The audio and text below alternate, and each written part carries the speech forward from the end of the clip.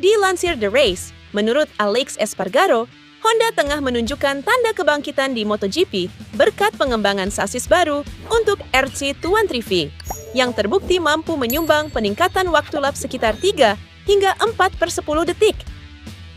Espargaro pertama kali mengendarai sasis ini dalam sesi uji privat di sirkuit Catalunya dan langsung merasakan perbedaannya. Saya melakukan banyak back-to-back dan bilang kepada para insinyur, ini sasis next level, ujarnya. Ia bahkan mendorong agar kedua pembalap resmi, Joan Mir dan Luca Marini, segera mencobanya di balapan.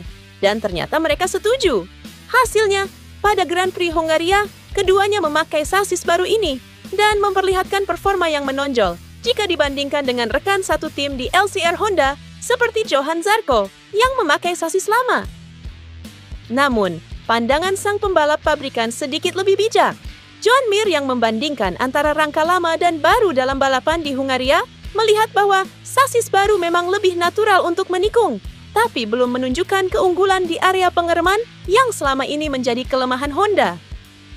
Oleh karena itu, Mir menyatakan pentingnya pengujian lanjutan dan pengaturan elektronik untuk mengoptimalkan karakter dari sasis baru ini. Performa menjanjikan KTM berlanjut. Kini giliran Brad Binder yang memuncaki timesheet practice untuk putaran Monster Energy Grand Prix Catalunya pada Jumat 5 September. Bradikal menorehkan catatan waktu tercepat 1 menit 38,141 detik yang merupakan rekor lap baru sepanjang masa. Binder unggul 0,104 detik atas Pedro Acosta. Mendominasi dua besar sesi praktis tentu menandai peningkatan signifikan dari RC16 di sirkuit de Barcelona, Catalunya.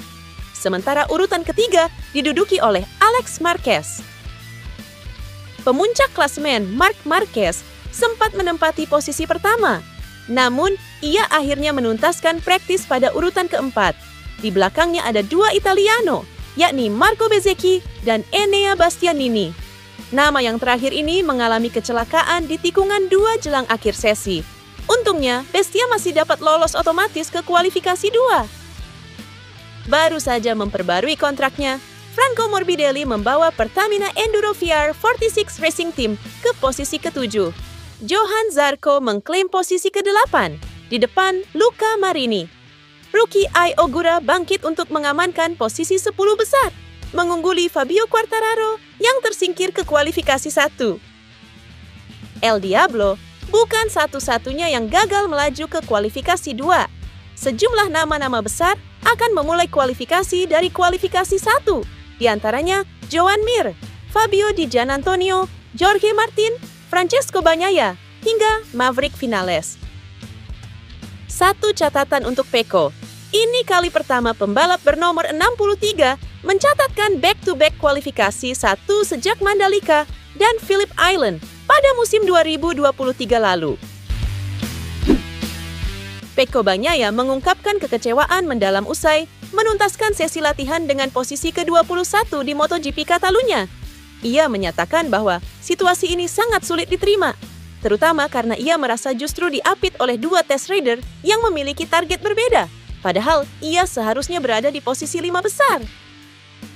Analogi diapit dua test rider, ia merasa terkurung dalam tekanan dengan rider test di sekitarnya yang seharusnya bukan pembalap utama, sementara ia sendiri merasa seharusnya lebih kompetitif. Dalam wawancaranya, Bagnaia kesulitan besar dengan front end motornya. Ia merasa kehilangan feeling dan grip ketika masuk tikungan. Perubahan setup yang sudah dicoba tidak memberikan hasil signifikan. Ia mengaku timnya sudah mencoba segalanya, tapi tetap tidak menemukan jalur yang tepat. Kondisi ini membuat Bagnaia merasa frustrasi, karena biasanya ia bisa cepat beradaptasi. Sementara rekan setimnya Marc Marquez mampu tampil cepat, Bagnaia justru terpuruk jauh. Ini menunjukkan ada masalah spesifik pada motor atau setup Bagnaia, bukan pada paket Ducati secara keseluruhan. Sirkuit ini dikenal memiliki grip rendah dan aspal yang abrasif. Ducati GP25 tampaknya lebih sulit beradaptasi di lintasan ini dibandingkan kompetitornya. Fabio Quartararo akan menjadi pembalap Yamaha pertama yang mencoba motor baru dengan mesin V4 Dan kabar bagusnya, uji coba itu dimajukan lebih cepat dari rencana awal. Awalnya, Quartararo baru akan menjajal motor tersebut setelah balapan Misano. Namun, Yamaha memutuskan untuk langsung mengujinya hari Senin di Barcelona, usai seri MotoGP Catalunya. Quartararo sendiri sudah mengonfirmasi hal itu dan mengaku tidak sabar untuk merasakan motor baru ini. Mesin V4 sangat penting bagi Yamaha, karena selama ini mereka masih memakai mesin inline 4 yang dinilai kurang kompetitif dibanding tim lain.